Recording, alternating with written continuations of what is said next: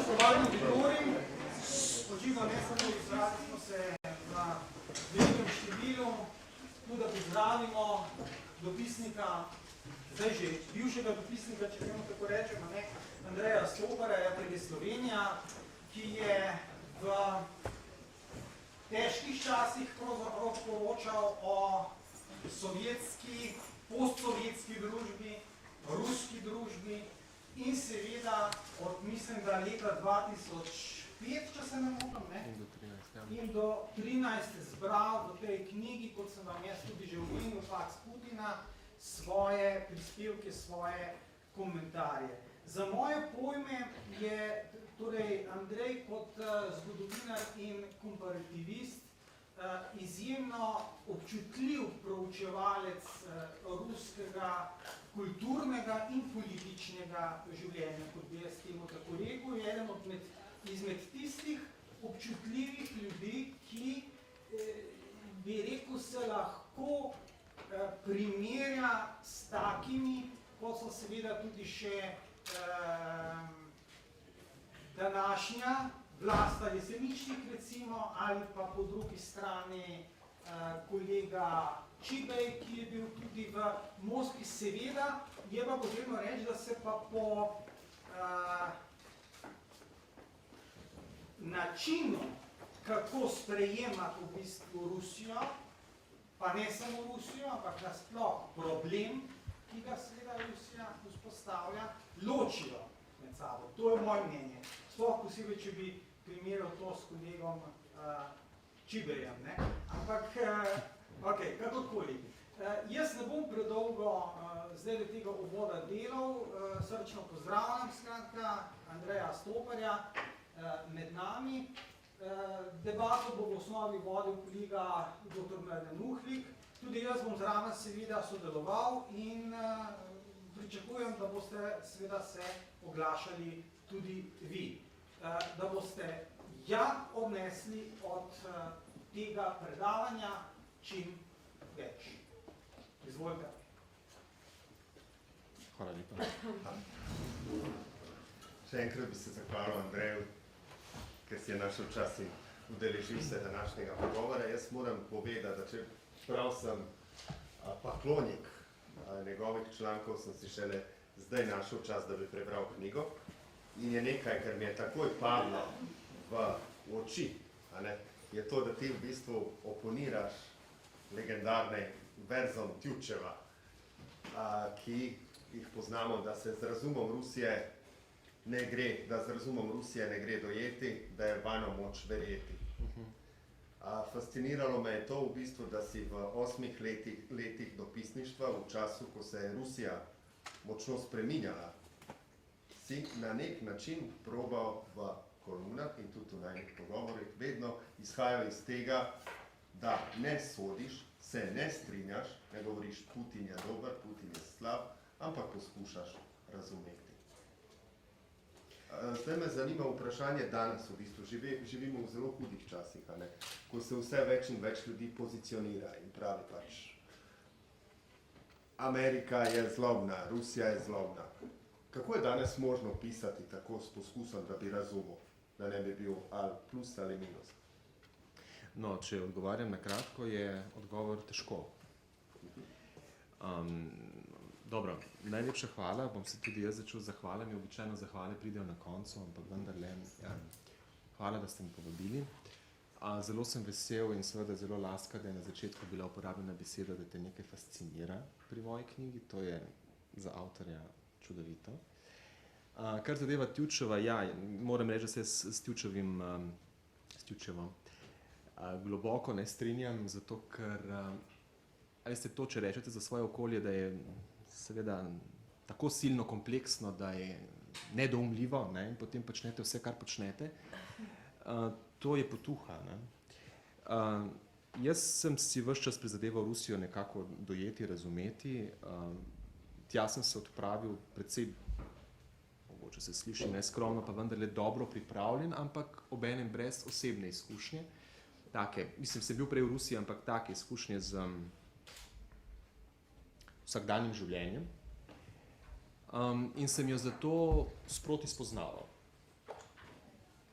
tukaj zdaj običajno sledi vprašanje, če kaj takega rečem, a te je kaj zelo presenetilo in šokiralo in kaj je bilo tisto? Nič me ni zelo presenetilo in šokiralo, ampak še zmeraj sem Rusijo moral spoznavati in jo odkrivati. Ne? Zdaj za človeka, ki izhaja iz, pa karkoli mi mislimo o našem kulturnem polju, če se uvrščamo na Balkan ali če se uvrščamo v Srednjo Evropo, tukaj puščam domišljiji prosto pot, vendar je to okolje po mentaliteti in tudi po tem, kar bi pač radi bili, precej drugačno od ruskega. Ne?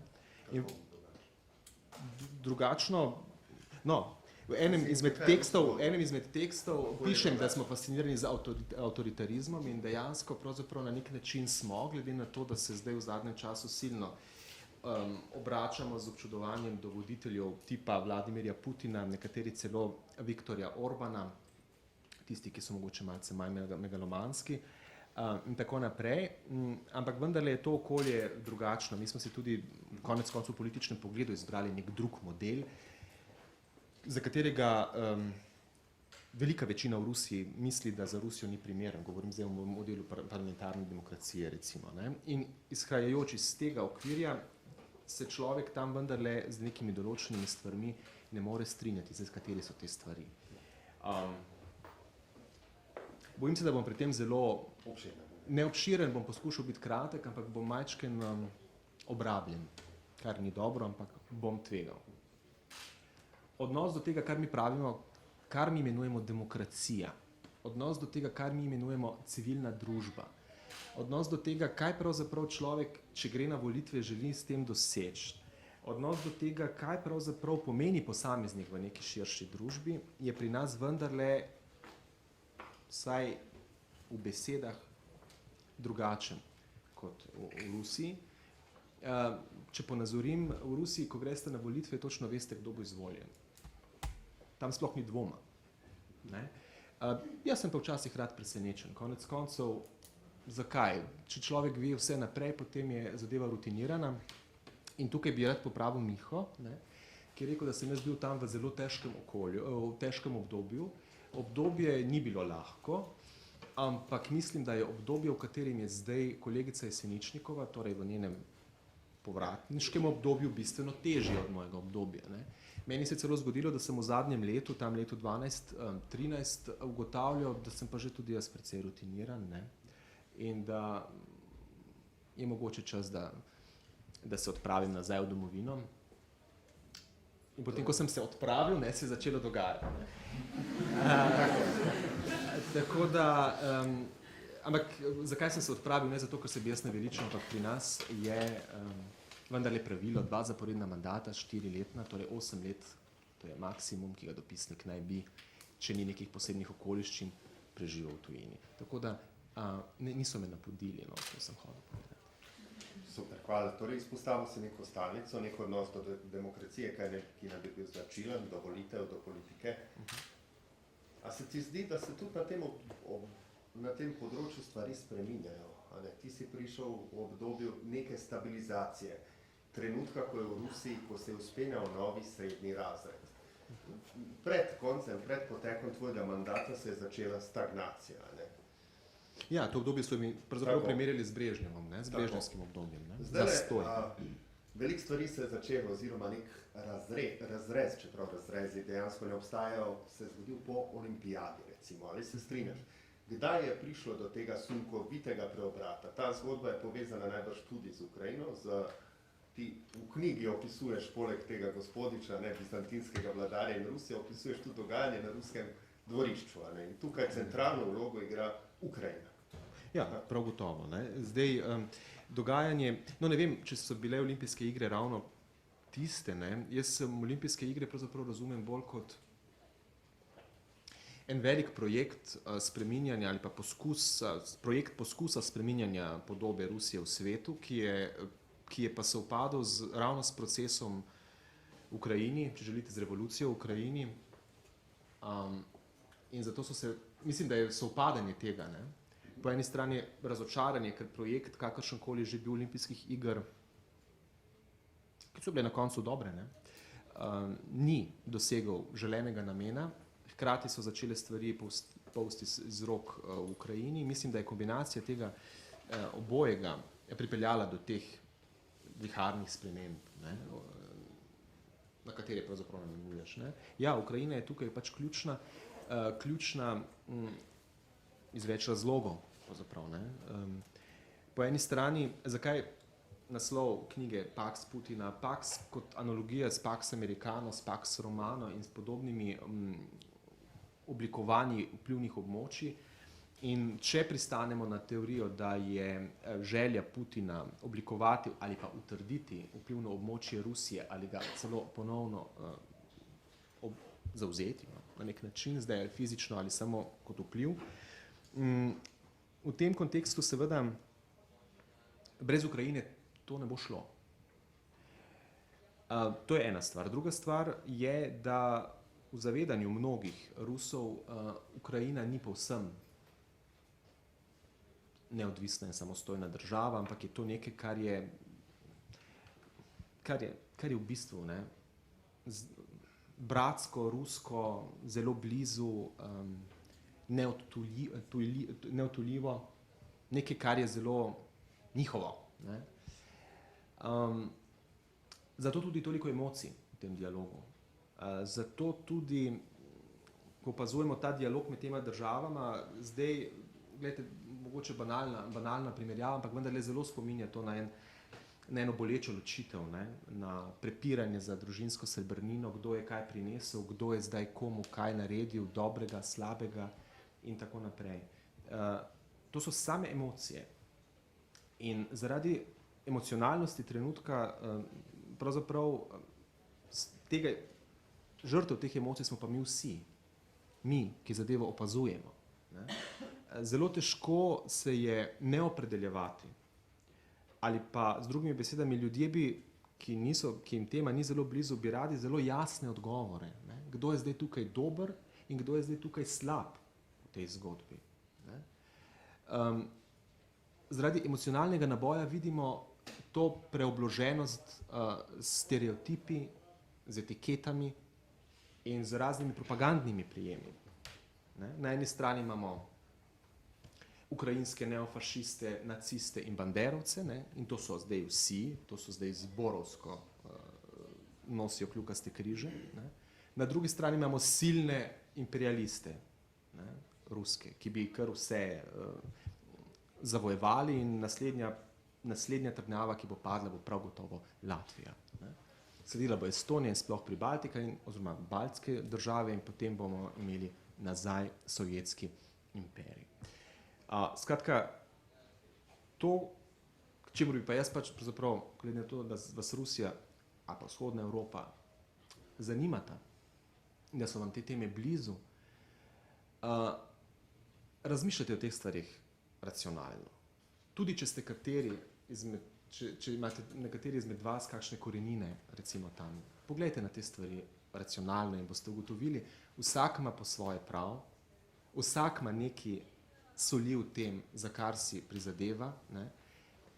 Odvrzite ves ta balast etiket, niso vsi Rusi imperialisti in še zdaleč niso vsi Ukrajinci fašisti in ugotovili boste, da pravzaprav tukaj ne gre za to vrsten spor. Ta spor je dobil tudi v medijih, tudi na spletu, na žalost, takšne dimenzije, s takšnimi predznaki, o katerih govorim. Ampak to boste lahko odkrili samo vi, ki vas stvar zanima, ki berete ta jezik, mogoče oba jezika, in boste lahko izluščili, kaj pravzaprav, vsaj približno, kaj pravzaprav tam je propagandističnega, kaj je tam zlonamernega in čemur se bi dejansko mogoče dalo verjeti. Ko že govoriš o boleči ločitvi, je morda lažje, da bi razumeli in dobili širši vpogled, lažje pogledati v bistvu, kako sta si te dve državi, po eni strani Ruska federacija in Ukrajina, razvijali. Tukaj nekje zapišeš, da ste imeli precej podobni izhodišči, ki ste se razvijali na različne načine. A lahko kaj več o tem poveš?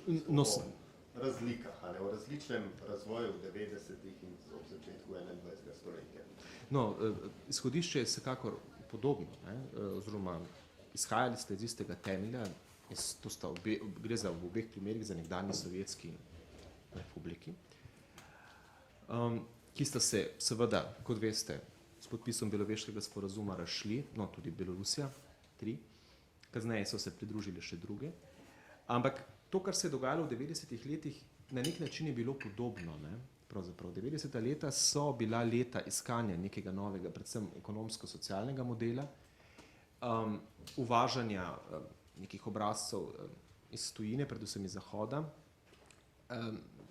Bom rekel, take precej izključujoče orientacije na Zahod. Če pogledamo faze, recimo vzamemo rusko zunanjo politiko, kako se je v teh letih razvijala, vidimo, da so na začetku tam leta 93, pa v nekaterih potezah do 96. je bila to politika, ki je bila izrazito prozahodno usmerjena. Rusijo je takrat njeno neposredna soseščina pravzaprav prenehala zanimati za nekaj časa. Te dve državi so se poskušali otresti na nek način sovjetskega, govorim ne, torej ideološkega prav gotovo, ampak govorim tudi o omenjenem socialno-ekonomskem modelu tega modela, iskali neke druge poti. V obeh se je jasno pokazal model razvoja najprej oligarhičnega sistema in tukaj se potem začnejo razlike. Po letu 2003, kot veste, v Rusiji se oligarhični model oblasti zlomi. Ostajajo seveda oligarhi, ampak ostajajo v ekonomskem polju. Oligarhi niso več politično pomembni, ker so pač odstranjeni od tega vira z aretacijo Hodorkovskega, s procesi proti Hodorkovskemu, z emigracijo mnogih drugih oligarhov in z neke vrste podreditvijo tistih, ki so ostali v Rusiji. V Ukrajini se to ni zgodilo. V Ukrajini je oligarhični sistem pravzaprav deloval ves čas, bolj ali manj vidno, paradoksalno v zadnjem obdobju Janukoviča manj vidno, ampak to zaradi zelo preprostega razloga, ker je družina Janukovič si do neke mere uzurpirala vire in postala sama oligarhična in s tem stopila na žulj pravzaprav mnogim drugim, recimo Igorju Kolomojskemu, Renatu Ahmetovu, Viktorju Pinčuku, Dmitriju Firtašu, to so vsa imena iz Ukrajine, ki so zelo znana. Ampak ti ljudje vendarle so imeli neko politično vlogo, podpirali so politične stranke, podpirajo jih še zmeraj in gledajte, zdaj je bila revolucija, Janukovič je zbežal, potem so bile predsedniške volitve, zdaj parlamentarne volitve in kaj smo videli? Eno veliko razočaranje za Ukrajino in to je tudi spet razlika z Rusijo, je, da se je oligarhični sistem pravzaprav ta, ki se nikoli ni povsem umaknil, se je zdaj vrnil s polno močjo. Kako? Ja, predsednik je postal oligarh. Pri tem, da če pogledamo, kaj se dogaja na vzhodu Ukrajine, vidimo, da so tam in Ahmetov in predvsem v Dnepropetrovski regiji Kolomojski oblikovali svoje vojaške enote, ki so posegale v boje, ki so se borili na enih in na drugi strani. Skratka, vidimo jasno igro oligarhov, tega v Rusiji ni več. Zato je tudi v Rusiji, in to je velika razlika, politika veliko bolj poenotena. Če pogledate na način, kako deluje Ruska duma, kdo tam sedi, katere stranke so tam zastopane, kako te stranke glasujejo, boste videli, da tam pravega parlamentarizma pravzaprav ni. Ukrajina je popolnoma drugačna zgodba. Tam je pomembno, kdo sedi v parlamentu. Tam je parlament prizorišče nekega boja. Res pa je, da je ta politična kultura, ki jo je razvijala Ukrajina, v nekih določenih ozirih precej bizarna. Hkrati pa Ukrajinci očitno nimajo zelo močnega zgodovinskega spomina, kajti ko sem jaz nedavno tega bil v Kijevu pred 14 dnevi in se pogovarjal tam z ljudmi in smo se pogovarjali o podobni temi, namreč o politični kulturi v Ukrajini in sem jih pač spomnil na to, kako sta vladala svoj čas predsednik Viktor Juščenko in Julija Timošenko, ko je bila premijerka, in kako sta reševala vse stvari preko sodišč, torej vladni dekret je predsedniški urad razglasil za torej za nezakonitega ali celo protiustavnega, premijerka je šla na sodišče, sodišče odločilo nekaj, predsedniški urad je rekel, ne priznamo tega sodišča, so šli na drugo sodišče, drugi sodnik je odločil v korist predsedniškega urada in tako naprej. Ne. To je ena zelo nenavadna pravna in politična praksa, ampak poglejte, kaj so mi rekli Ukrajinci. To je že zelo daleč nazaj, mi se ne spomnimo niti več tega. To je bilo še pred par leti. V tem razumevanju politične kontinuitete smo pa si, tukaj pa ni tako velikih razlik s Slovenijo. Ne? Mi tudi, kar zadeva politične, vsako vlado sproti, rušimo do temeljev, postavljamo na novo in potem se to spreminja z barvo koalicije, ki je na oblasti. Ne? Ni te državne, državotvorne kontinuitete in tega tudi Ukrajina nažalost ne pozna. Je pa seveda lahko postavimo močno ločnico, tako jasno, to je oranžna revolucija leta 2004-2005, do takrat, do odhoda predsednika Kučme, je bila Ukrajina Rusiji na nek način podobna, je bila to že zmeraj izrazito postsovjetska, z močnimi sovjetskimi elementi država, potem po oranžni revoluciji so se začele stvari bistveno spreminjati, res pa je, in s tem bom končal zdaj v Ukrajini, to, o čemer mi govorimo, o razliki med vzhodom in zahodom Ukrajine, je pravzaprav razlika v mentaliteti teh ljudi. Če govorimo o sovjetskih ostalinah, je vzhod Ukrajine tipičen primer neke sovjetske mentalitete, ki se je zamrznila v času. To je Ukrajina zmeraj. Jaz ne pristopam k temu s kvalitativnim predznakom. Če so ti ljudje sovjetski ljudje in če želijo biti sovjetski ljudje, jaz s tem nimam nikakršnih težav. Težave ima pa seveda Ukrajina. Zaradi tega, ker preprosto ne morejo priti do kompromisa. In to je ta boj, ki smo ga opazovali znotraj Ukrajine, lahko vseh 23 let njene neodvisnosti. Zato govorimo o razdelitvi na vzhod in zahod. Ni to, poudarjam, ni to mednacionalni konflikt in mednacionalno vprašanje. To je vprašanje dveh različnih mentalitet in dveh različnih razumevanj, kaj je to država, kaj je to nacija in če želite, kaj je to državni, torej uradni jezik je. To je razlika med vzhodom in zahodom. Razlike, ki je v vseh letih neodvisnosti Ukrajine nihče ni želel premostiti, nihče ni znal premostiti in se s tem nihče ni ukvarjal.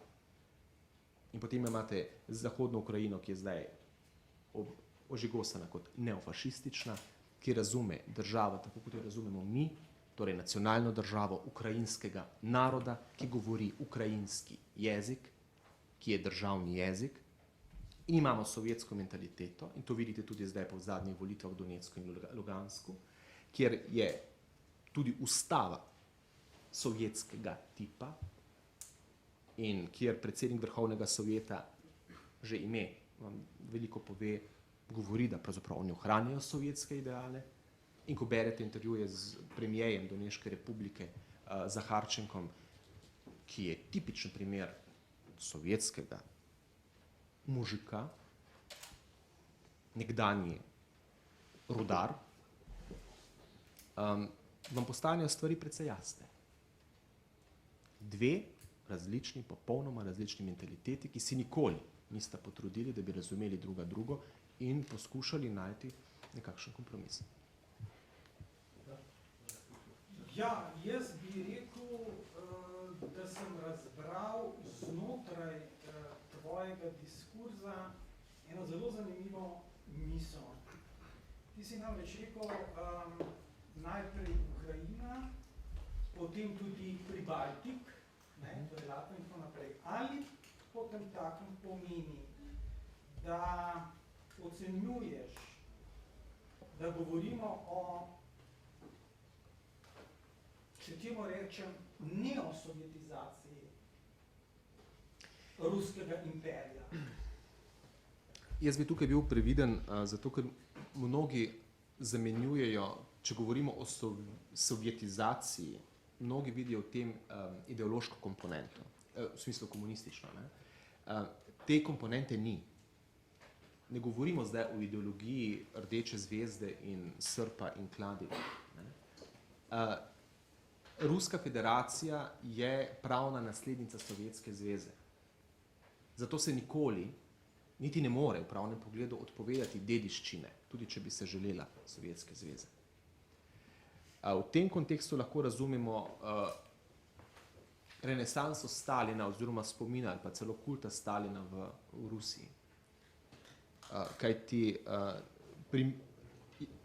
seveda gre za določene ljudi, ki vidijo v stalinizmu model, ki je edini primeren za upravljanje tako velike države, ker to je bila ogromna država, v kateri je bil red, v kateri seveda so zapirali ljudi, jih pošiljali v taborišča, ampak kjer je dim, je tudi ogenj, povsod so sovražniki, proti katerim se lahko samo takšen model, torej se jim lahko upre. To je en del prepričanja. Ampak vendar je ta komponenta velike in močne države je tako močna in spomin na zmago v drugi svetovni vojni tako močen, da je ta model še zmeraj na nek način ideal. Ampak se pravim, pri večini brez ideološke komponente komunistične. Zdaj, kar zadeva neosovjetizacijo, ta družba je pravzaprav, jaz sem osebno prepričan, da model seveda neke ureditve je lahko vsiljen nekim okoljem, ampak vendarle tam, kjer se rodi in rodil se je pač v Rusiji, je vendarle sedel na neke značilnosti te družbe in je odgovoril na neke potrebe na nek način ljudi, takrat, po oktobrski revoluciji. In zato so ga tudi oblikovali in peljali na nek način v to smer. In mnogi zdaj vidijo, in temu rečejo neosovjetizacija, poudarjanje silovikov, njihove vloge v družbi, državno lastnino, državno last ključnih virov, vertikalo oblasti, ročno upravljanje z državo. Ogromno te floskulje, ki vendarle opisujejo sistem v Rusiji kot najprimernejši. In ker je veliko od tega, zlasti pa ker je Vladimir Putin nekdanji agent KGB-ja, veliko od tega seveda je blizu sovjetskemu modelu. Zato pravzaprav govorimo o neosovjetizaciji. In seveda tukaj je geografski obseg. Rusija je zelo skrčena v primerjavi s sovjetskim obdobjem. V Rusiji zelo pogosto slišite mnenje, da je, pa ne samo od Vladimirja Putina, ki je to decidirano rekel, ampak vendar je mnenje, da je to velika tragedija, namreč razpad Sovjetske zveze. Pri tem, tu moram kritično dodati, da običajno se ne ozirajo na mnenje drugih in ne vprašajo ljudi iz drugih nekdanjih sovjetskih republik, a se jim to zdi v enaki meri tragedija. Za njih je. In v tem pogledu seveda tudi govorimo o neosovjetizaciji. In če zdaj tukaj postavimo to kontekst Baltskih republik, Baltske republike so pač prav gotovo okolje, kjer verjetno je marsikdo izmed vas tam že bil, se verjetno vprašate, pa kako je pravzaprav to mogoče, ker tam okolje, niti kolikor jaz kot tujec lahko sodim, čeprav sem bil tam kar precejkrat, ampak vendarle, niti kulturna krajina nič nekako ne namiguje, da bi te države pravzaprav bile države nekoč republike sovjetskega tipa. Ampak vendarle gre za posovjetsko prostranstvo, vendarle gre za nekdanji del Sovjetske zveze in še več gre za del nekdanjega ruskega imperija. In zato seveda se tam ljudje, te države imajo pa vse, predvsem pa Estonija in Latvija, zelo veliko rusko manjšino, do tretjino prebivalstva. Ja, tam pravzaprav v Latviji mislim, da je 62% ljudi Latvijcev etničnih, ostalo so pretežno Rusi, pa Ukrajinci, Belorusi, skratka temu oni rečejo, no to je zelo simpatični izraz, vzhodnoslovanske manjšine. Sliši se silno privlačno. Rasistično skoraj. In če zdaj govorimo o Latviji, 2-milijonski narod, oziroma prebivalstvo je podobno po številu kot slovensko in tam je 180 000 ljudi brez državljanstva. In to so vsi Rusi. Izbrisani tako. Zdaj, tukaj je bilo pa zanimivo, sem se pogovarjal z enim izmed predstavnikov pač latvijskih Rusov, ki je zelo natančno kategoriziral te ljudi in svoje sonarodnjake in sodržavljane, ali pa so nedržavljane, kako želite. In tam je veliko oportunizma, očitno, po njegovem mnenju. Namreč največji del tega korpusa je v nekih takšnih ali drugačnih poslovnih navezah z Rusijo. In kaj jim prinese to dejstvo, da niso državljani? Namreč, oni sicer res ne morejo dobiti službe v javnem sektorju, če želite, ne? Ampak za Evropsko unijo ne potrebujejo vizuma in ne potrebujejo ga za Rusijo, kar pomeni, da so v edinstvenem položaju, ker lahko prečkajo vse meje od Lizbone do Vladivostoka brez kakršnih koli težav. Za trgovinsko dejavnost je to nekaj zelo, zelo ugodnega. Ne? Hkrati jih pa v Rusiji vsi obravnavajo kot popolnoma deprivilegirane, kar na nek način seveda so. Ne? Ampak hočem reči, ta moj sogovornik je sam pač naredil ta tudi zelo simpatičen izraz, je dal skozi proces naturalizacije, ne, kot je on rekel, kar pomeni, da je šel narediti izpit iz jezika latvijskega in iz latvijske zgodovine in iz sistema, je rekel, da zelo na osnovni, taki zelo bazični ravni ta izpit in on ima državljanstvo. Tako da, recimo, ena taka velika skupina malčkeno izkorišča svoje položaje. Ne? Veliko je starejših ljudi, upokojencev, ki se pri 70-ih, 80-ih pač odločajo, da se bodo šli učiti latviščine, ki nikoli niso govorili. Veliko ljudi pa jih seveda iz načelnih razlogov tega ne želi narediti, ker so bili v Latviji rojeni, tam so odraščali v sovjetskem obdobju in se jim pač zdi, da jim zaradi tega pravzaprav državljanstvo pripada avtomatično, brez posebnih izpitov. Tako da vprašanje Rusije, Rusov, vpliva Rusije v pribaltskih republikah, in še to sem zvedel, da pravzaprav pribaltske republike je zdaj pejorativen izraz in se ga ne sme uporabljati in jaz se ga ne morem znebiti. To so baltske države. Skratka, vpliv Rusije in ruskih manjšin v baltskih državah je zato tako občutljivo vprašanje, ravno v kontekstu zdaj ruske politike v Ukrajini. Zato so v Latviji bili rezultati volitev takšni, kot so bili. Ljudje so šli nepričakovano, ne glede na to, kaj so kazale volilne napovedi, oziroma kaj so kazale ankete, so šli v zadnjem hipu voliti vladajočo koalicijo, ki je izrazito prozahodno usmerjena in se celo zavzema za okrepitev fizične navzočnosti sil zveze NATO v baltskih državah, ravno zaradi ruske politike, recimo temu, ali pa ruske grožnje, kot jo oni vidijo v ukrajinskem primeru. In seveda, oni se v tem pogledu bojijo neosovjetizacije, kot ti praviš. Ja. No, ampak ravno to me zdaj zanima. To vprašanje neosovjetizacije seveda v tem kontekstu, kot si ga ti omenjal, nikakor ne v komunističnem, ker tudi tega seveda nikakor nisem mislil. Ne. Ali zdaj pomeni, da vodi Kremelj, ruska politika, neke vrste represivno-totalitarni režim, ki naj bi pod masko seveda neke demokracije pripeljal k tej neosovjetizaciji. Kar zadeva masko, jaz mislim, da je ta maska že davno padla. Ne? In če upoštevamo zadnje razprave v Ruski dumi, kjer so prav poslanci enotne Rusije, torej najmočnejše Putinove stranke, odkrito pozivali k temu, da se pravzaprav beseda prepove oziroma se odpove, da ta beseda pravzaprav v ruskem kontekstu ne pomeni nič in je popolnoma neprimerna in to, kar prinaša s seboj, je samo, no to je pa že zdaj moj tekst, ne karikiram, zahodna navlaka, potem te maske ni več. Ne. Zdaj, kar pa zadeva totalitarizem, jaz sem pri totalitarizmu mogoče vendarle majčken previden, zato ker osebno se mi zdi, da putinizem, no, če govorimo o putinizmu, nima ideologije. To je zelo nenavadna, ta ideološki vakuum je popolnoma očiten.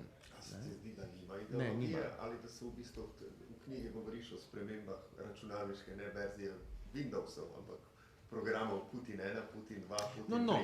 Morda je drug vedno Ta antivirus sistem seveda ideologija, ki se bori. seveda se spreminja, ne? Ampak lider z jasno ideologijo bo to ideologijo izpričal. Ne? Zelo težko pa verjamem, da ima ta lider močno ideologijo, če reče, da je ideologija, ne vem, če je ravno rekel ideologija, je, ampak vendarle osnovni namen ruske države je biti konkurenčna. To je ponavljanje Kaj vam? floskul, ne. Kaj vam to pomeni? Pravzaprav popolnoma nič. Ne? In da je to bistvo njegovega letnega nagovora, enega izmed, pa ne samo enega, ampak gotovo pa ne ta zadnjega, ne? Vam pove veliko. Ne? Ampak poglejte, razumeti državo in vlogo države in to, kaj država pomeni v Rusiji, tu je tudi velika razlika, recimo, če si me prej spraševal o razlikah med nami ali pa med našo izkušnjo ali pa med našim razumevanjem države in med ruskim razumevanjem, kaj država je, kaj mora narediti. Tam nihče ne govori, razen notoričnih kritikov Kremlja, da je država servis. Mi smo se tega veliko ne poslušali. Država je servis državljanov, ki mora nuditi minimum nekih, vsaj minimum nekih osnovnih pravic in uslug, in tega diskurza v Rusiji ni. Ne. Res je, da je to seveda okolje z izrazito močno državno tradicijo. Ne. To ni Rusija, ni mlada država. Ne. In skozi stoletja se seveda določeni koncepti oblikujejo določeno razumevanje. Ne. In zdaj, ja, putinizem je etatističen, seveda poudarja moč države. Potem je ena simpatična organizacija, ki jo vodi Vjačeslav Nikanov, ki se imenuje Ruski mir, ki je tudi pri nas, s pomočjo kulturnih centrov, ampak ni zdaj to kritika ruskega mira, ampak potem bom spet dobil kakšno damo, ki mi bo začela razlagati, da ne razumem te stvari. Ampak ruski mir v širšem pomenu, ne zdaj te organizacije, ne? To je zdaj koncept, ki se ga izrazito popularizira, predvsem v zadnjem letu. Kaj to pravzaprav pomeni? Ruski mir. To je общность vseh ruskojazičnih ljudi. Kar pa seveda globoko posega zdaj na področje Ukrajine, vsaj severnega Kazahstana, lepega dela Uzbekistana, precejšnjega dela Kirgizije, čeprav tam so že ruskojezični zbežali, in omenjenih baltskih držav. Kaj to pomeni? Da pač ljudje, ki govorijo rusko, ki jim je ruščina materinščina, sodijo skupaj. Ni državnih meja, ne bi smelo biti med njimi. Ne? Seveda, če upozoriš na nežno prakso Južne Amerike, ne, je ne priznavajo. Ne? In ta koncept ruskega miru ali pa ruskega sveta je zdaj zelo močen in se ga tudi uporablja kot argument pomoči rusko govorečim ljudem v Ukrajini, take ali drugačne pomoči, ki jo danes vidimo na vzhodu Ukrajine, in je tudi na nek način element ali pa orodje pri neosovjetizaciji. Ne. Sistem se na nek način totalitarizira, Rusija se je izjemno poenotila v mnenju, v javnem diskurzu tako ali tako, kajti tukaj moramo upoštevati predvsem ruske televizije, ki so daleč najvplivnejši vir informacij za ogromen del prebivalstva, kajti druge vire uporablja približno 5% ljudi. Tudi tiskanje. Kot osnovni vir, seveda, je televizija prevladuje in televizija pač ima svojo zgodbo. Po spletu danes vidimo tudi neke vrste kulturni boj, tudi v Sloveniji se ga nekateri igrajo,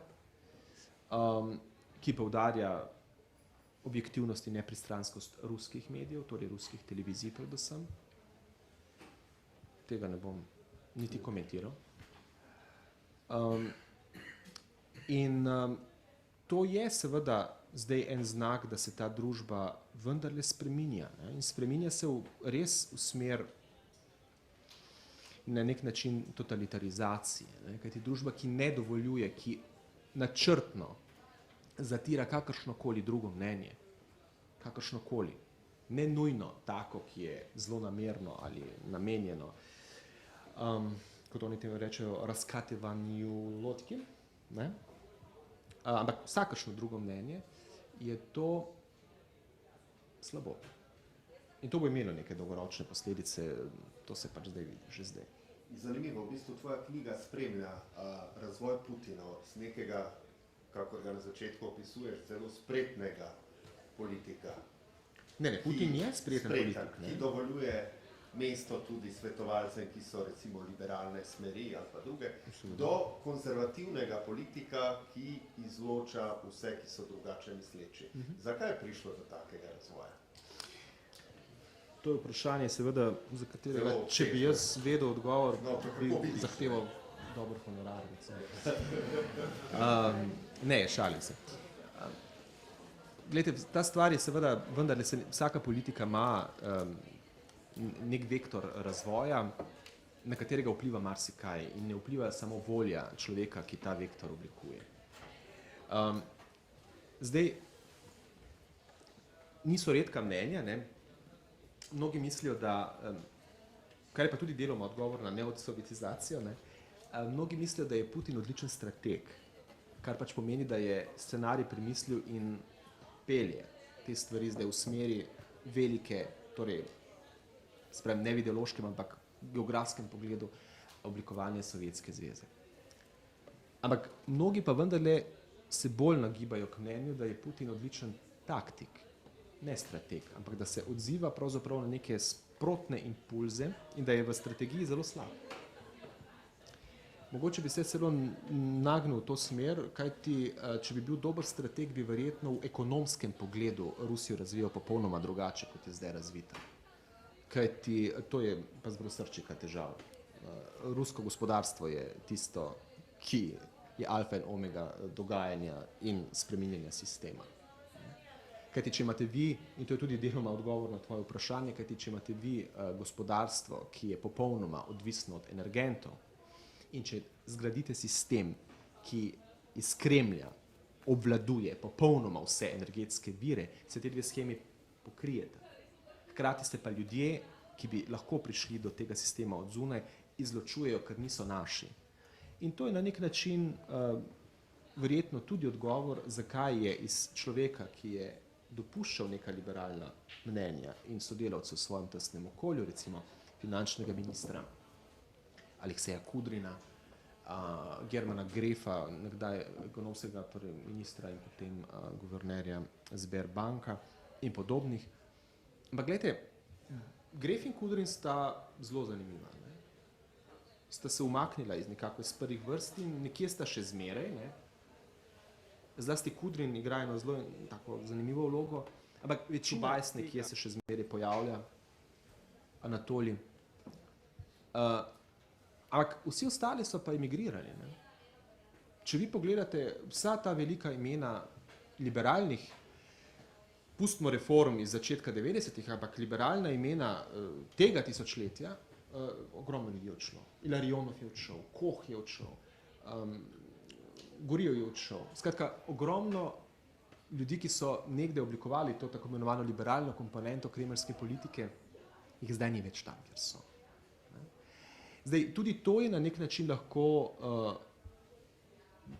razlaga, recimo, tudi jo pogosto slišite, da pač, no, v Rusiji velja, to verjetno veste, da nekdanjih ni, torej bivših ni. In ko slišite ta stavek, ne, veste, da gre za pripadnike tajnih služb, torej tudi če ste se umaknili iz aktivne vloge, niste nikoli nekdanji, vam ostajate del neke mreže in v tem kontekstu mnogi kritiki Putina obravnavajo Putina, ne, kot ne povsem nekdanjega KGB-jevca, ki mu je ta forma mentis tudi najbližja. če pogledamo, v kakšnih okoliščinah je Putin prišel takrat prvič na oblast, leta 1999 poleti, ko je postal premier in ko so se vsi začudili, kdo ta človek sploh je, potem leta 2000, ko je zmagal na volitvah in potem, ko je postopoma oblikoval neke politike, neke tudi gospodarske politike, izjemno hipertrofiral omenjen energetski sektor, začel izjemno izkoriščati naftne vire, toliko nafte in plina, kot se je potem po letu 5 načrpalo v Rusiji, zato pa mnogi kričijo, da gre za ropanje naslednjih generacij. Gre za postopen razvoj. In tudi zunanja politika se je zelo spreminjala. Od na začetku Putina kot Zahodu relativno naklonjenega politika, gledamo cel diapazon razvoja. Zapiranje, težave v dialogu, predvsem z ZDA, olajšanje, s katerim so ZDA sprejele prihod Dmitrija Medvedjeva, potem to koketiranje Medvedjeva in podpisovanje START sporazumov in potem oster padec, oster rez po vrnitvi v tretji mandat Vladimirja Putina v Kremlj. In dobili smo Putina številka 3 in skrajno zaostritev z tako rekoč vsem zahodnim svetom. Očitno, kot pravijo kritiki, pač udarjajo ven te lastnosti ne povsem bivšega. Hkrati, in s tem se vrnem k ekonomiji, je pa tukaj težava z gospodarsko komponento, zaradi katere je pravzaprav te vire potrebno zadržati, jih obvladovati, ne pripuščati nikogar zraven. Hkrati pa se v razvojnem pogledu pač vidijo že veliki minusi tega sistema. Kakšni minusi? Glejte, če država tako ali drugače iz energetskega sektorja dobi 70% svojih dohodkov, če je država do te mere po eni strani uniformirana v smislu, da zaposluje ogromno ljudi v takšnih ali drugačnih uniformah, ki so vsi na proračunu, ampak nasplošno država s hipertrofiranim državnim in kvazi državnim aparatom,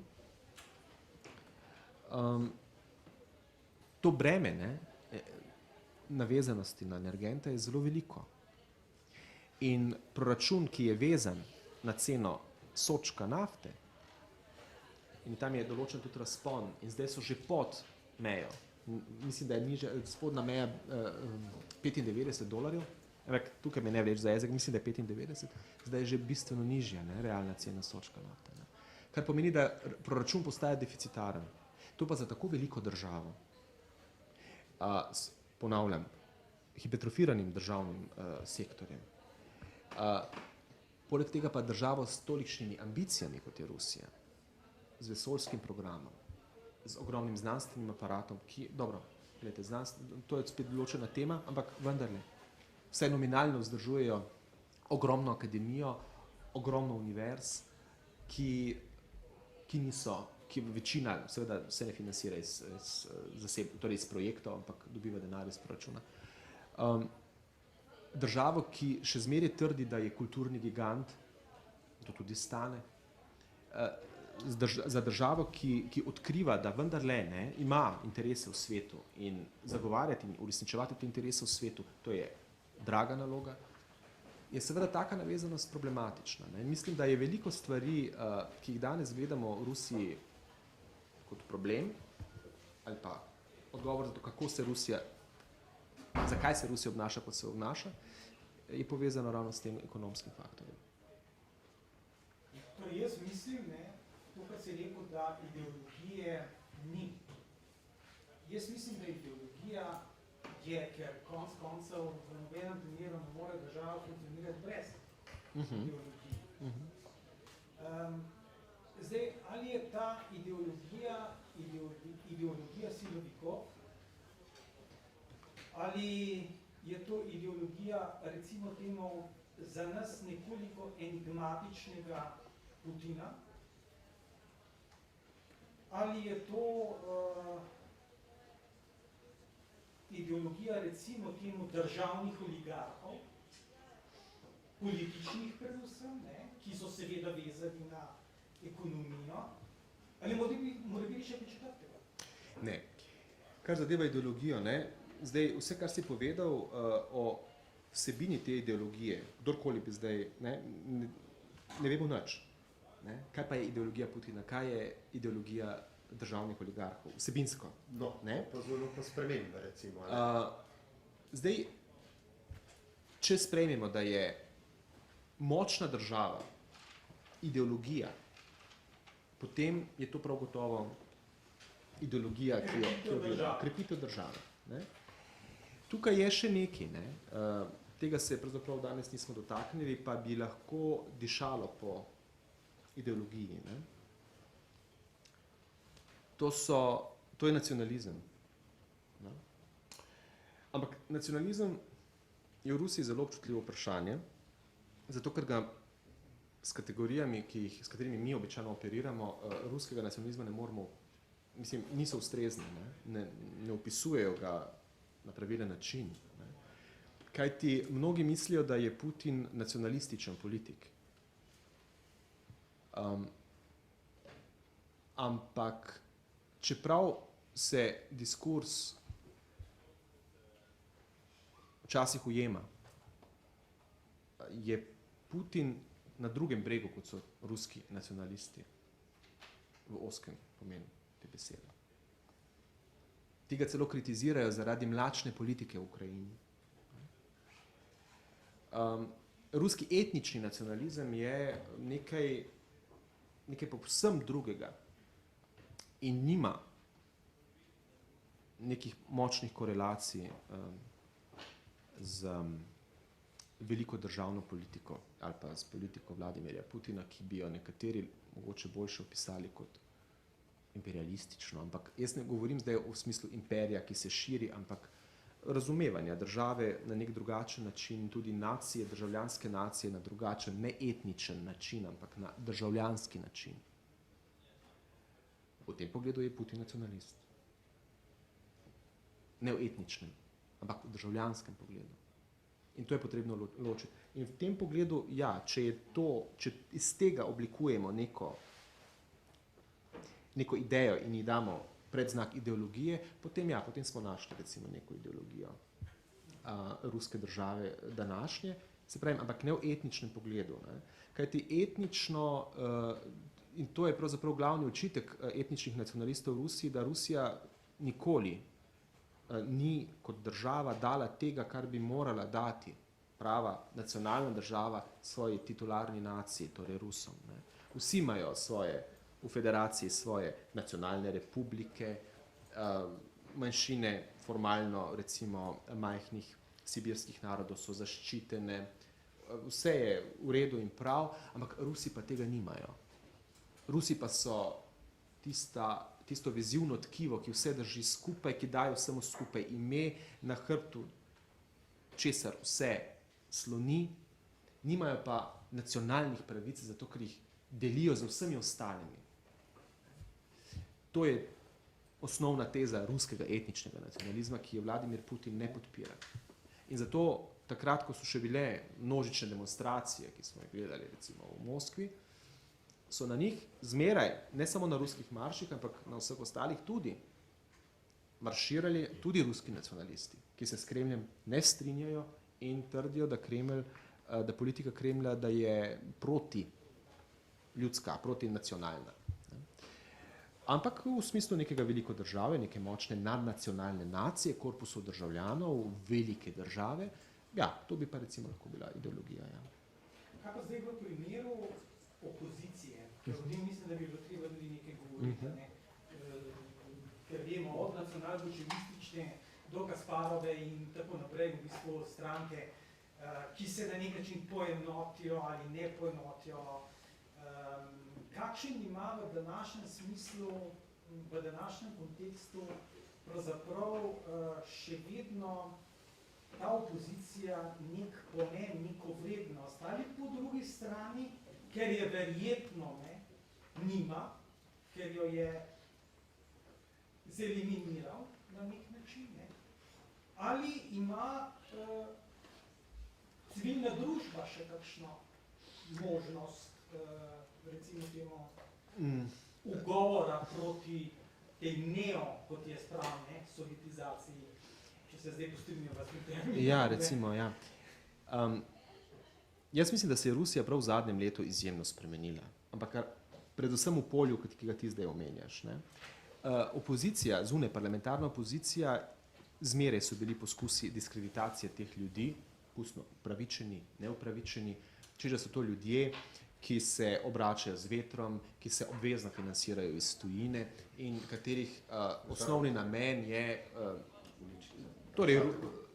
torej rušiti rusko enotnost in spodkopati rusko državo. In ne samo politične opozicije, tudi civilno-družbene organizacije so, še posebej po sprejetem zakonu o nevladnih organizacijah kot tujih agentih, ta zakon je bil sprejet leta, mislim, da 11, že prej. Namreč, kaj pomeni tuj agent? Vsaka organizacija, ki se tako ali drugače financira iz tujine ali del dohodka dobi iz kakšnih mednarodnih, ne vem, skladov ali grantov, se more formalno deklarirati v registru, se prijaviti v register kot tuji agent s tem nazivom. Kar je seveda onemogočilo delovanje mnogih človekoljubnih organizacij, zato ker s tujim agentom po defaultu nihče ne bo sodeloval. Ne? Skratka, zunaj parlamentarna opozicija, ki je zelo raznolika, in nevladne organizacije so ves čas nekako podvrženi poskusom diskreditacije, ponavljam, nekateri upravičeno, nekateri ne. Jaz bi celo upal si trditi, da večina ne. Ampak zadnje leto je to situacijo še dodatno potisnilo v neko slepo ulico. Ne? In to je moje intimno razočaranje nad Rusijo zadnjega leta. Ne? Namreč, zdaj so vsi po defaultu, kdorkoli ima kakršnokoli zvezo z tujino, za znanstveno delo je to velika težava, recimo, tako ali drugače ožigosanje za peto kolono. In tukaj se vprašamo nekaj drugega lahko. Ne? Če imate vi razne humanitarne sklade, če imate vi, ali pa pustimo humanitarne recimo, take, ki bi lahko imeli neko politično dimenzijo v svojem delovanju, recimo organizacije, ki opazujejo volitve, izpeljavo volitev. Meni bi se zdelo pohvalno in normalno, da bi recimo država financirala in si želela nek kritičen pogled, vem, da je to naivno zdaj zveni, ampak vendarle, želela nek kritičen pogled na sistem, kako sistem funkcionira. Ti ljudje so opozarjali, kako se krši volilna zakonodaja, kakšne prijeme uporabljajo posamezne, ne vem, volilne komisije, kako ljudje so, torej najeti ljudje z avtobusi krožijo med volišči in glasujejo večkrat in tako naprej. Za v končni fazi se tvegamo ceno, da verjetno veliko vprašanje, ampak to je čisto špekulacija, kako bi to spremenilo volilne rezultate. Ne? Ampak vendarle, če ste poslušali opazovalce prokremeljskih organizacij, tudi mednarodnih, teh, ki so naklonjene Kremlju, je bilo vse idealno. Volitve v Rusiji so model, so vzorčne. Ampak jaz osebno sem se pogovarjal z ljudmi, tudi moji prijatelji so med njih, so rekli, veš kaj, bila sem na volišču. Tam zagledam človeka, ki je bil opazovalec formalno neke stranke ali neke organizacije, ampak temu človeku ni tako ime, kot mu piše na znački. Pa če to ni kršitev zakonodaje, ampak ženska je napisala recimo prijavo, pa se ni zgodilo nič. Hočem reči, nad volitvami tam zmeraj visi nek oblak nekega dvoma. Kršitve evidentno so. A so tako velike, da bi to ključno vplivalo na rezultat? Ne vem. Ampak organizacija, ki je na to opozarjala, ki je to detektirala, je takoj označena za tujega agenta in je njeno delovanje onemogočeno. Potem imate organizacijo, ki je zdaj na udaru. To je organizacija Memorial, ki se ukvarja z najbolj bolečim obdobjem ruske sovjetske zgodovine, ki s tem dela veliko delo, ker na to je treba, na žrtve Gulaga je treba opozarjati. Ampak tam so zbrani sami, kot pravijo temu, pravozaščitniki. Tudi profesionalni pravozaščitniki, ne? Kar pomeni, da je, to je pa sploh slabšalno, ne? In to je zdaj element, ki spodkopava temelje države. Mislim, zadeva gre preprosto v tem poenotenju mnenja, predvsem pa, tudi če mnenje ni tako poenoteno, po zmanjšanju povpraševanja po drugačnem mnenju, gre zelo daleč. In to mislim, da za rusko družbo ni dobro. Ruska družba je izjemno raznolika znotraj sama sebe. Ogromno zelo izobraženih ljudi, zanimivih, kreativnih ljudi, ki pa so zdaj ali začeli trobiti v isti rok, ali pa utihnili. Še zmeraj seveda lahko na spletu vidite različna mnenja. To se ni končalo. Ampak ponavljam, tisto od prej. Ta mnenje dosežejo 3 do 5% prebivalstva. Kar pomeni, da je njihov vpliv minimalen. Pa še zmeraj so ožigosani za 5. kolono.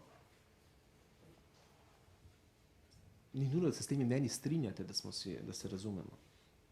Ampak dragoceno je, da so in da so različna. To je tisto, kar pravzaprav vzbuja ta kreativni moment v vsaki družbi. Zatohlost je bila zmeraj najbolj nevarna, ki prinaša stagnacijo. In še en statistični podatek, zdaj nedavni, z tega prejšnjega tedna, spet še bolj se je povečal eksodus ljudi. Ljudje zapuščajo Rusijo. Samo nismo še končali letošnjega leta, jih je več kot 300 000 visoko izobraženih ljudi. Medtem ko je lani ta številka v celem letu bila približno nekaj manj, dobrih 200 000, ne vem, ne spomnim se točno številka. Skratka, če mi govorimo o begu najbolj perspektivnih mladih ljudi zaradi ekonomskih, socialnih razmer v Sloveniji, potem o tem morajo govoriti tudi v Rusiji. In to je velika škoda.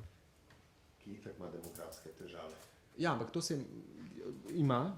Nekaj sicer, če pogledaš statistiko, se je malčkaj izboljšalo. Ne? V zadnjem času je malce bolje, ampak mislim, da to ni nobena skrivnost, tu uradna statistika to priznava, se ta demografski kazalec nekako začenja, mislim, se nekako uravnoteža z migranti. Ne? V Rusiji je redko kdo razmišlja kot torej pri nas, ne? Kot o deželju, kot cilju ljudi, da bi ljudje množično se preseljevali v Rusijo. Ampak to je res. Rusija je za mnoge privlačna Azija. Ja, Tadžiki, Kirgizi še zmeraj, Uzbekov zdaj manj. Ukrajinci še vedno bežijo. Ja. Ukrajinci sicer bežijo, ne, zdaj iz shoda Ukrajine, ampak presenetljivo, ne, smo tudi mediji, ne vem zakaj, veliko poudarjali ljudi, ki so zbežali v Rusijo, ne, ampak ogromno ljudi je zbežalo iz vzhodne Ukrajine v zahodno Ukrajino. Lvov je poln. Lvov je poln, ne. Ogromno jih je tudi ostalo, no, ki so pač zdaj tam, ne. Tako da ja, na račun imigracije se vendarle ta demografska slika nekako uravnava, ampak to je velika težava. Ne? In če odhajajo najperspektivnejši, to tudi marsikaj pove. Ne? Kot to tudi pove v Sloveniji, če želite primerjavo. Ne? Torej, jaz bi samo to rekel, če govoriš o raznolikosti mnenj, ki seveda povsod so, ampak si zelo dobro tudi ugotovil, da so se pomirila, da so tiho. Kako se to po eni strani, dobro, po mojem mnenja, ne, seveda to vodi k monolitnosti. Ja, To je- nedvomno. To je ena stran. Zdaj, kakšno igra tukaj vlogo, pa mislim, da bova na istem bregu, ker po mojem mi boš dal podporo ali pa ne. Bomo videli. Rusko pravoslavno, torej cerkev, Ja. ki seveda ustaja, ne, obnavlja se. Ne, po času seveda Jelcina, ne, vse močneje in močneje. In po drugi strani, ali ima cerkev tudi pomembno vlogo pri očiščevanju besede, očiščevanju kulture. Ker točno vemo, ne, da so seveda določeni, ne, da rečem timo rugačenje slava, Prepovedano. prepovedano. Ja. Kar zadeva Rusko pravoslavno cerkev, je zgodba seveda zelo zanimiva. Ja, cerkev se na nek način krepi, ampak kaže zelo neenotno podobo v čem. Namreč cerkveni vrh, cerkev je zelo bogata. To ni dvoma. Ne. Ampak sistem, ne, kako so organizirani prihodi, torej župnije, ne, je pa malce drugačen in običajno se prihodi financirajo sami. Zato imamo v Rusiji izjemno veliko revnih prihodov, kjer batuški komaj preživijo in velik deficit duhovnikov je. Ne. Tako da je tukaj malce ambivalenten ta vpliv, ampak vpliv nedvomno je, cerkev vzdržuje cel korpus svojih medijev, cerkev je zmeraj, tudi če ni vprašana, pa pove svoje mnenje, kar zadeva vse družbene teme. Če se spomnite tega škandala z Pussy Riot, je imela cerkev takrat tako rekoč glavno besedo. Seveda je vplivala na čiščenje leksike, ki se zdaj sme ali ne sme uporabljati v javnosti. Pa vendarle je cerkev tudi tarča kritik. Kritik ravno zaradi te neenakomerne porazdelitve finančne moči na terenu in na vrhu.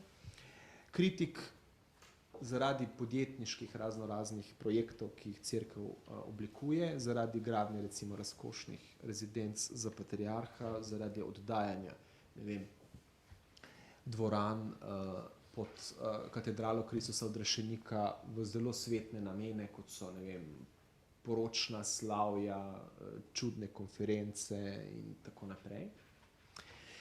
Hkrati, ne, pa če se spomnite še pred leti, ne vem, koliko ste temu sledili, bil je, mogoče gospod še zmeraj živi, ne vem, episkop Diomed, če se ne motim, iz Čukotke, iz Anadirja, ki je zelo kritiziral cerkveni vrh in je bil primer enega zelo takega asketske usmeritve RPC-ju. Ampak zdaj, kar je zanimivo, nedavno tega je bila ena velika konferenca, ki je organizirala RPC v Omsku, v Sibiriji, kjer so govorili zelo nenavadne stvari. Ne? In tudi poročila različnih medijev, ki sem jih jaz potem načrtno šel gledati in iskati, so bila v smislu, no, gledajte, tako, ne, če ste tam, tako bi pa izgledala teokratska država po pravoslavno. Ne. Vsi v črnilah, neke vrste pač Iran, ampak na pravoslavni način. Ne. Izjemno konzervativna stališča. Stališča, ki so omogočila celo to, kar se je nekaj časa kazalo kot en tak namig, ampak ne ravno zelo sprejet, sinkretizacije kulta Stalina in RPC-ja. Kajti tam so vladike zagovarjali Stalina kot velikega državnika in si želeli stalinizem nazaj. Zato pa opozarjam, da pri stalinizmu ne govorimo vedno ali pa običajno sploh ne več o ideološki komunistični komponenti, kjer so javno razpravljali o zelo bizarnih stvarih, kot naprimer, da ameriške oblasti tajijo od vsega sveta informacije, da bo zdaj nek ogromen vulkan izbruhnil in bo celotno Ameriko zalil z lavo. Mislim, skratka, to je bila javna diskusija, mislim, to so formalno razlagali in ko so ljudje govarjali, nekateri novinarji vendarle so jih utišali, ker nimate pojma, oziroma najbolj približno je, da pač so bili plačani, ne, z tujih virov, ne, da govorijo nekaj, kar ni res. Skratka, debata je bila tam zelo nenavadna, kar zadeva javno življenje, kar zadeva družbo, vlogo moškega, ženske, zelo, Rusi bi rekli, mrakabesno. Tako kot da bi bral Sarokina. Ja, zelo taka sarokinovska slika in diskurs sarokinovski. Ne?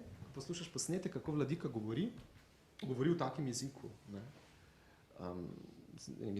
S čudno, arhaično, stavčno stavo, tako. In te, zanimivo, ne? Ampak to je bila uradna prireditev RPC-ja, od katere se nihče ni distanciral, nihče formalno v javnem prostoru ni vzpostavil vendarle neke kritične distance do ugotovitev te konference. Velika tema je, seveda so posvojitve in sirot in sploh število otrok in take stvari. Ne. Na tem cerkev precej drži roko. Tako da cerkev zelo navzoča v javnem življenju in mislim, da je cerkev v tem pogledu tudi na nek način, veste, po razpadu Sovjetske zveze čeprav Rusi tega pravzaprav ne vem, če so na tak način dojeli, vendar je nastopila neka kriza identitete tudi v Rusiji. Ne. Kajti, če so bile generacije vzgajane v terminu, da so to sovjetski ljudje in potem Sovjetske zveze ni več in kdo so potem zdaj Rusi kot zdaj titularna nacija Ruske federacije, če to niso več sovjetski ljudje. Skratka, cerkev je tukaj odigrala pri zapolnjevanju te praznine pomembno vlogo. Ne. Konec koncev zdaj verjetno, ne vem, kakšne imate vi stike, ampak verjetno vam bo zelo hiter vaš ruski sogovornik pač povedal, da je pravoslavc. Ne. Tudi, če ga ne boste vprašali, pravzaprav po njegovi religiozni opredelitvi. Ta pravoslavna komponenta je, tako, bom rekel, na besedah, ne, tudi če ne hodi v cerkev, recimo, je zelo očitna. Ne. In kar je še bolj očitno je, zakaj o tem govorim, zato ker zelo pogosto enačijo pravoslavje in slovanstvo. Ne. Torej, Poljaki niso Slovani za mnoge, ker so katoliki. Ne. Ko so mene spraševali, ne, pa kako itak so izhajali iz prepričanja, da smo mi pravoslavni. In potem, ko jaz pač razlagam, da ne, ja, kdaj pa so se spreobrnili? Ampak govorim zdaj o navadnih ljudeh, ne govorim zdaj pač o poznavalcih Evrope. Ne. Ampak, gledajte, pač pogovor o teh je bilo v 8 letih nič koliko. Zelo značilen obrazec. Ne. Skratka, če si Slovan, si pravoslaven. Ali pa si vsaj bil nekoč pravoslaven, ker drugače to ne gre. Ne. Tu se vidi, ne, ta zelo močna komponenta, ki jo cerkev vnaša in kar je še bolj zanimivo, ne, tudi nekateri drugi pristanejo na ta diskurs. Se spomnim recimo v Litvi. Snemal sem eno reportažo o Panari, to je pri Vilniusu en memorialni kompleks, kjer so streljali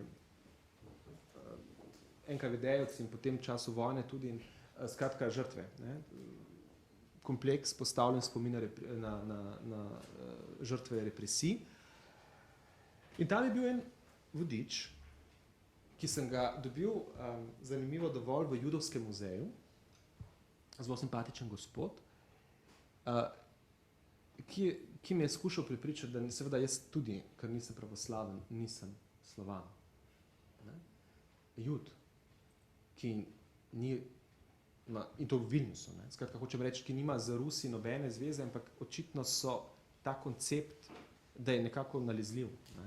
Razumevanje Da je to tega. povezano s Sovjetsko zvezo, pa zdaj smo Glej, možnosti je ogromno, ne? Možnosti je ogromno, ampak hočem pač povedati, da ta obrazec obstaja, je zanimiv kot fenomen, ne?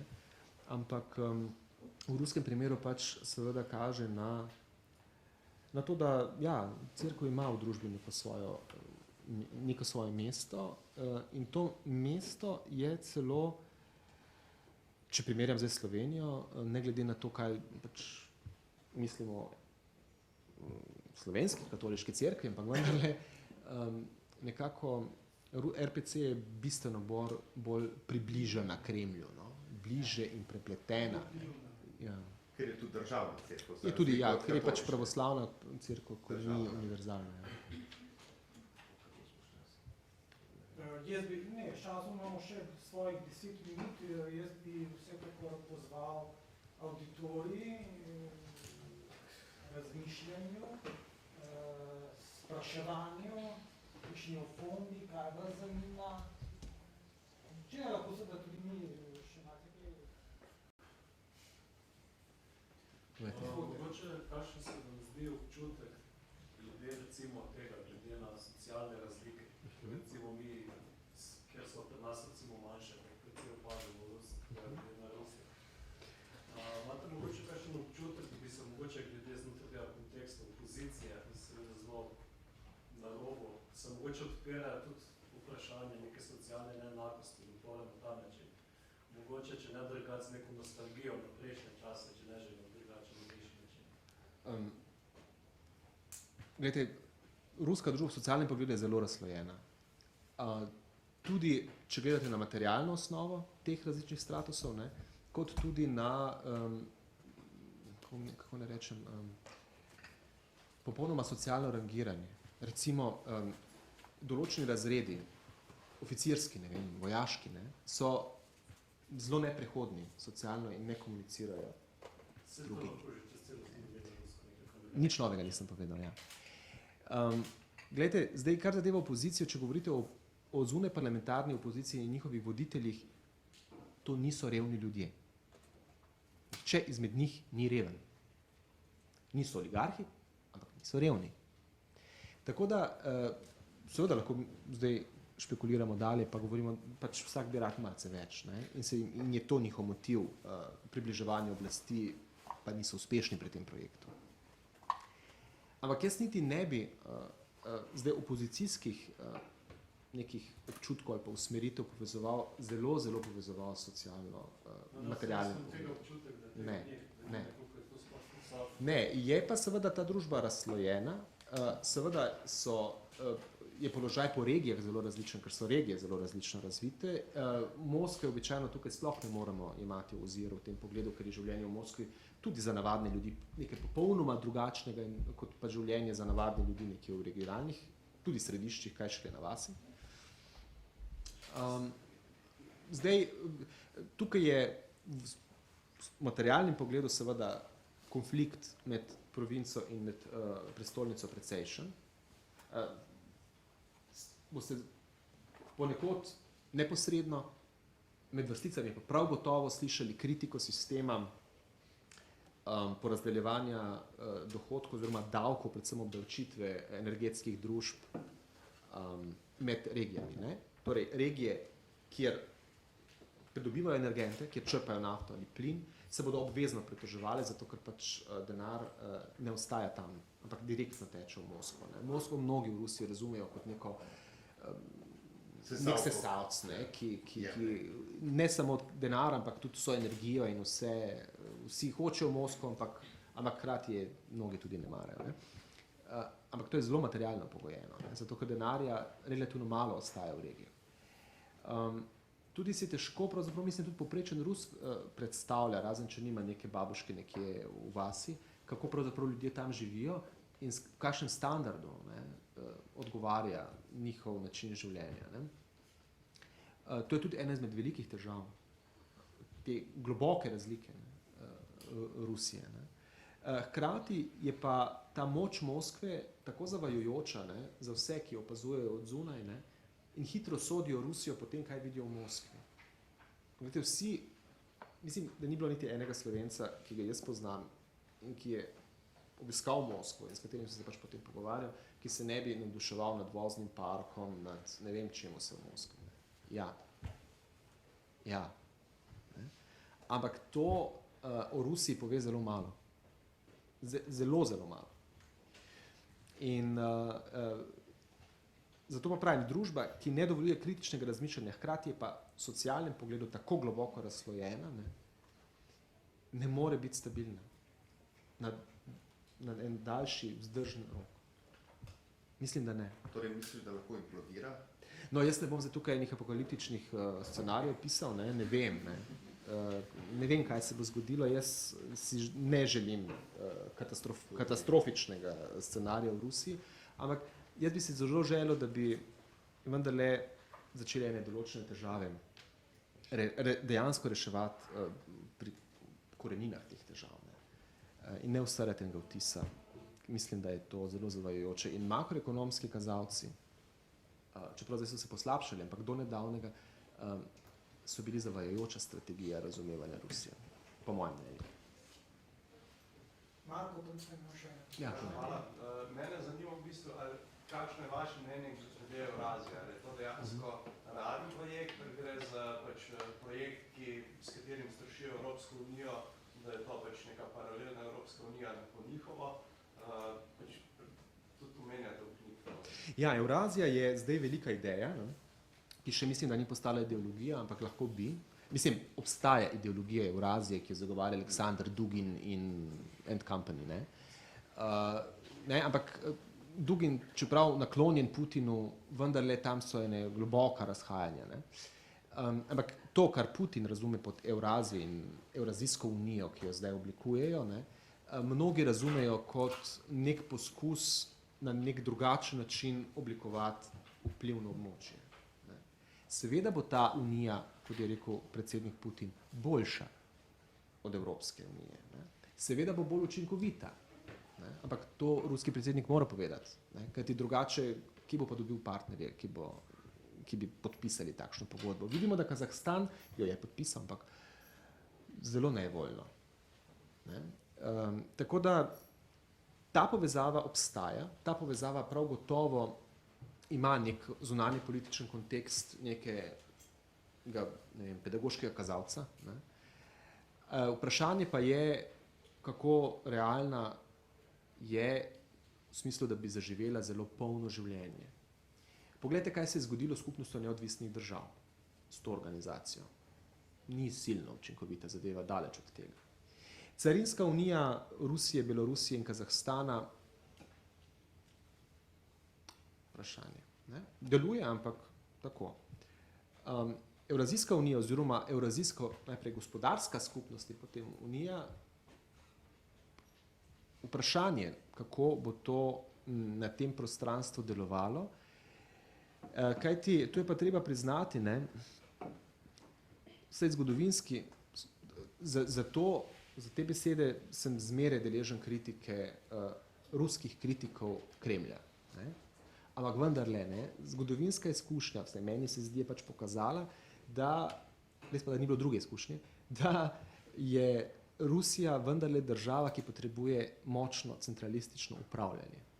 Kajti drugače bo množica različnih interesov to državo preprosto potegnila na razen.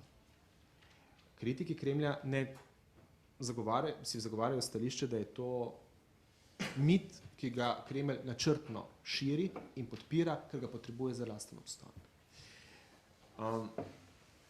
Ne vem, ampak ena Evrazijska zveza bo brez zelo centralističnega vodenja zelo težko učinkovita, ampak to je meddržavna zveza.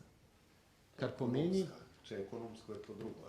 Vem, ampak vseeno tudi ekonomsko politiko mora in pravila mora po tej logiki mora diktirati eden center. In vprašanje, če se bodo drugi centri, ki so to podpisali, s tem dejansko strinjali in ne bodo palice tiščali v ta motor na samem terenu.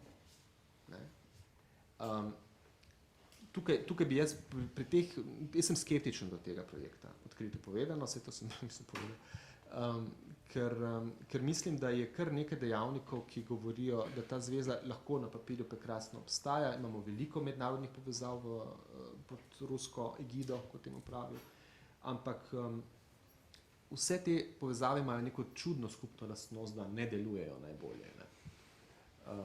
Vse pore tako, kot je zamišljeno na papirju. Bomo videli. Ne? Jaz smo pa še eno vprašanje, pa v povezavi Kitajske pa Rusije. Ker v bistvu o tem se pa zdaj zadnjem času se mi zdi veliko govori. Govorimo o bančni zvezi, uniji, govorimo o Šanghajski zvezi, oziroma kako se že imenuje. Pa me v bistvu zanima, a je to po vašem mnenju strateško odločitev Rusije ali klic v sili, ker enostavno jaz sem potoval po Sibiri,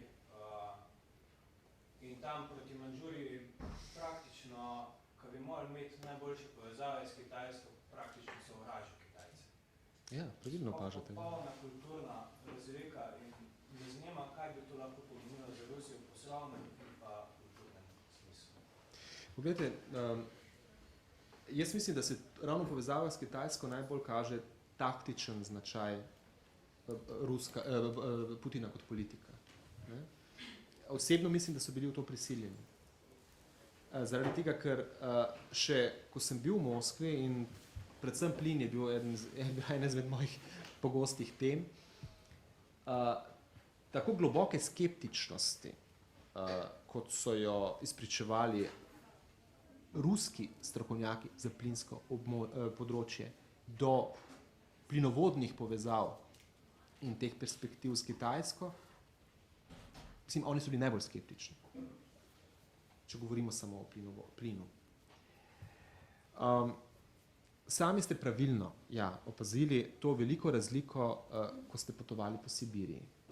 In zdaj, če bi pogledate recimo samo zemljevid, ki je geopolitičen ali pa recimo demografski, ne, boste videli, da imate v Rusiji na Daljnem vzhodu belo liso in eno blazno močno zgoščeno rdečo podobo Kitajske v smislu števila prebivalstva.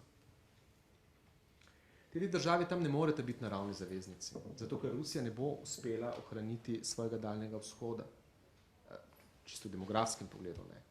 Je pa to močna surovinska baza in to je to, kar pač Kitajska potrebuje. Značilnost kitajskega imperializma je popolnoma drugačen, kot so vsi ostali, recimo temu pogojno rečeno svetovni imperiji. Kitajska za njo je značilna ekonomska ekspanzija vpliva, razen v nekaterih primerih tudi geografska, ampak to so zelo minorni. Seveda je Kitajska zainteresirana za sodelovanje z Rusijo, seveda se podpisujejo pogodbe, je bila ta šanghajska podpisana aprila letos, plinovod bodo gradili, ampak pogledajte, kaj Kitajska dela. Ne vem, če je to širše znano, ampak recimo, ko so obračunali z Mihajlom Hodorkovskim leta 2003 in je razpadel sistem Jukosa in ga je država želela, torej ne preprosto prevzeti aktive velikega dela te družbe, so potrebovali za to denar, ki ga niso imeli Rusi. Denar jim ga je dala Kitajska. Torej, ta denar je dala Kitajska. Kitajska je nekajkrat financirala ogromne, z milijardami dolarjev, ogromne projekte, energetske projekte v Rusiji. Zadnja šanghajska pogodba je točno to. Kitajska bo dala denar, s katerim bodo razvili plinska polja za Irkutsku, zgradili moč Sibirije, torej plinovod, ki bo res da tekel njegova glavna žila do Vladivostoka, ampak z 2 odcepoma na Kitajsko. In v zameno za to bodo pa dobili plin po določeni ceni naslednjih 20-25 let. Kar pač pomeni v končni fazi, da je dobila Rusija stalno odjemalko plina, ki pa je izjemno trd pogajalec in ki bo plin v končni fazi prodajala bistveno ceneje, kot prodaja plin Evropi. Zato mislim, da je bila to taktična poteza Putina v smislu taktična. Odzival se je na razmere v svetu in na odnos Zahoda do Rusije v danem trenutku zaradi ukrajinske krize. sem prepričan, da do podpisa te pogodbe, če ne bi bilo Ukrajine, ne bi prišlo. V nasprotno me pa res mislim, da nihče ne bo prepričal nikoli. Kaj smo dobili zdaj s to povezavo? Dobili smo tudi v geografskem pogledu zanimiv konglomerat, neobvladljiv v Aziji, ki je v kulturnem pogledu popolnoma nekompatibilen. Popolnoma. Meni so sicer moji znanci, ko smo se pogovarjali v Rusiji, švrknili, češ, naj jih ne strašim s Kitajci. Kitajci so bili, imamo spet to famozno besedo, sovjetski bratje. Zmeraj. Jaz, mogoče, ker sem edinc, ampak vendarle jaz si ne želim bratov. Jaz bi si želel predvsem prijatelje. In ta koncept bratstva, ki ga Rusija širi med drugimi slovanskimi narodi, oziroma in pač ga na nek način propagira in ga vsiljuje, in na drugi strani vidimo, da tudi ne z neslovanskimi narodi, ko je pač to ugodno, to je zelo nevaren koncept, kajti spori so najbolj kruti vedno v družinah. In ta zveza, sicer ponavljam, prihodnost ima, zato ker je kitajska gospodarstvo, ki se izjemno razvija, je žejno surovin, zato je naravno tržišče za to, kar Rusija edino, kar lahko prodaja. Ampak, spet poudarjam, to je tako srkajoče tržišče s takšnimi kapacitetami, da se lahko pač zgodi, da ne bo več diversifikacije, o kateri mi tako radi zdaj govorimo, ravno v primeru plina, tudi na evropskem primeru. Da bo pogoltnilo vse, kar Rusija lahko ponudi, iz tistega dela seveda svojega ozemlja. Tudi ne smemo mešati zdaj te grožnje, da se bo Rusija obrnila na Kitajsko, na škodo Evropske unije. Da bo trg izgubljen. Ja, to ni resna grožnja, preprosto ne gre niti za isti vir. Ne bo plin iz zahodno-sibirskih in jamalskih plinskih polj nikoli, ni plinovodov na drugo stran. Preprosto treba jih je zgraditi čez zelo neugodna ozemlja, neugodna iz geološkega pogleda, zelo daleč. Ampak, se pravim, ta naveza Rusija-Kitajska je mogoča in lahko traja zelo dolgo, ampak mislim, da bo Rusijo zelo izčrpavala in jo postavila v neenakopraven položaj. To je pa to, če se Rusija nikoli ne dovoljuje. Zato ima ta zveza potencialno tudi veliko vgrajenih, veliko takih nevarnih elementov, po mojem. Nevarnih, ne govorim zdaj spet ne o apokaliptični razsežnosti, prosim lepo, ampak kar zadeva neko iskreno, tesno sodelovanje in en tak močen mednarodno-političen blok, pa mislim, da bo tam veliko težav. Ali to implicira, da tudi ekonomska povezava z Evropo, z Nemčijo predvsem, ni prekinjena, ne? Ne vidiš. Ne, ekonomska povezava sploh ni prekinjena. Mislim, gledajte, sankcije smo uvajali in jih uvajamo, ampak nedavno tega sem govoril z enim ukrajinskim strokovnjakom za plinsko področje, največjim pravzaprav. No in ta je zgovorno opozoril na to zanimivo politiko Evropske unije in na stališče komisije, da se plinsko, torej območje energentov, torej nafte in plina, v sankcijah ne bo omejevalo. Omejevalo se je samo glede določene opreme za izkoriščenje naftnih polj, ampak to je zelo ozek segment. In če to povežemo z dejstvom, da je velika večina ruskih dohodkov črpa ravno iz tega vira, ugotovimo, da so evropske ali pa sploh zahodne sankcije usmerjene v en zelo relativno ozek segment gospodarstva ruskega. Kar pač pomeni, da Rusije globalno seveda ne morejo do te mere ogroziti. Do popolnega kolapsa, sploh ne. Zato, ker je ta trgovina ostala popolnoma nemotena in zdaj je, če gre verjeti iskrenosti zadnjega sporazuma plinskega, zdaj nedavnega, podpisanega v Bruslju o skrbi Ukrajine s plinom, zdaj to zimo, do marca, zdaj je še ta argument, ta opozorila Moskve, da bo sigurno tretja plinska vojna in da bodo spet kradli plin, pa da ne bo tranzit in tako naprej. Tudi ta argument je zdaj izgubil tla pod nogami. Tako da v trgovanju, v gospodarskih odnosih, Zaenkrat ni, ne. Tudi ruske sankcije ne veš to resno. Ne, te sankcije so resne, seveda, ne, zlasti v finančnem sektorju, ne rečem, da ne, ampak to, kar zdaj predstavljajo kot slabšanje makroekonomskega položaja, recimo temu Rusije, ne, nekateri ruski ekonomisti opozarjajo, da to ni posledica sankcij, posledica dolgoletnih trendov in napačnih odločitev same ruske gospodarske politike, na kar so dejansko res ti ljudje opozarjali že leta. Ne? In da je prej ali slej do tega moralo priti, zato ker Rusija pač ni upravila domače naloge. Ampak to je njihova notranja zadeva, ki s sankcijami v tem pogledu ne bi bila povezana. Čeprav, gledajte, če omejujete finančno kakršnokoli poslovanje, ki je nekje v nekem segmentu mednarodno omejeno, prinaša določeno škodo. Kajti, če te škode ne bi bilo, potem pravzaprav zelo banalno sodelovanje samo ne bi bilo potrebno. Ne? Tako da ne, sankcije so resna stvar, jaz na nek način, mislim, jaz jih ne pozdravljam, ne, se mi zdi škoda, ampak se pa tudi hkrati sprašujem, kaj pa pravzaprav v danem trenutku pri tolikšnih političnih razhajanjih lahko Zahod naredi. Na to pa nimam odgovora. Ja, seveda. Ne, sej, ko opazujemo mi pravzaprav te dogajanje v vzhodnji Evropi, se mi zdi, da bi bilo najbolje in zmeraj in ta premislek jaz pravzaprav pogrešam, da bi opazovali pravzaprav ne iz stališča, kaj želi ali pa kaj počne katera izmed velesil, ne, ampak iz stališča nas, torej regije, ne, in interesov naše regije. Mogoče to zveni minorno, ampak jaz mislim, da to ni slovenocentričen pogled. Gre preprosto za to, da se je z Ukrajino v regiji, ki je izpričano v tudi ne tako zelo oddaljeni zgodovini največ izgubila, se je odprla nova fronta. In to bi pravzaprav moralo vplivati na naše dojemanje konflikta na vzhodu Ukrajine.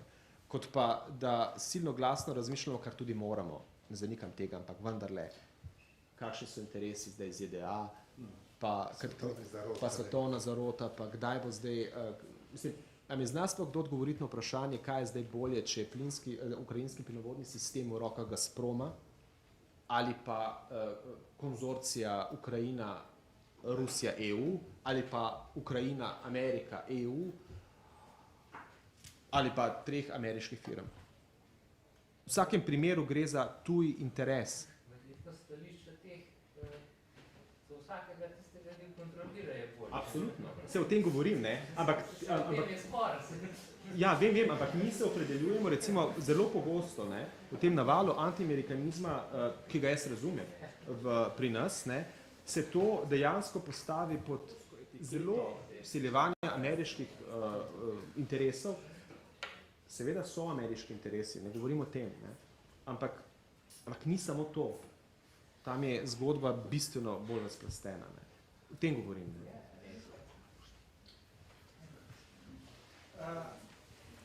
Čas vidim preganja, 10 minut je do 2, ne vem, verjetno je že kdo zunaj, pa nas preganja. Jaz bi se zahvalil našemu, bom rekel, še vedno našemu dopisniku, ne, tudi prijatelju, bom rekel, tudi rusistike. Naš. To bi se zelo, obožujem zelo. Ja, vaš ne moram reči, ne? Ja, ne, vse lepo. Ne. Za zanimivo predavanje, za moje pojme, jaz ne bi na dolgo in široko, nisem govoril, kaj smo se zvedeli, ampak zagotovo samo za enim stavkom, ne. Imamo pred sabo v prihodnosti nevarna razmerja. Zelo nevarna razmerja. S katerimi se bomo morali tudi mi sami, ki se ukvarjamo z rusko kulturo ali nasploh širše razreševati, koliko jih sploh lahko bomo. In mislim, da je nekje v podtonu tudi kolega Andrej Stopar na to opozoril. Jaz upam, da se ne motim. Ne, tu so popolnoma na istem dregu. Na to sem opozoril. In tisti, ki so rekli, da si želijo živeti v zanimivih časih, kot pravijo nekateri, bi morali dvakrat premisliti, ali dejansko želijo živeti v zanimivih časih. Ne? In mi v takšnih časih živimo. Ja. No, s tem bi jaz sklenil današnje razmišljanje, upam, da vam je bilo zanimivo in bodučno, se seveda zahvalil. Hvala. Hvala.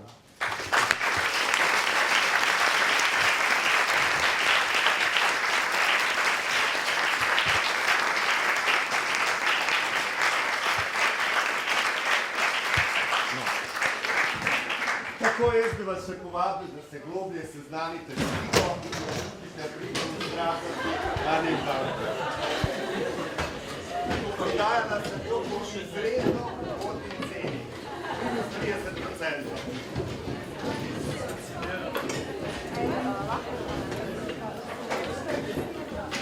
Se gremo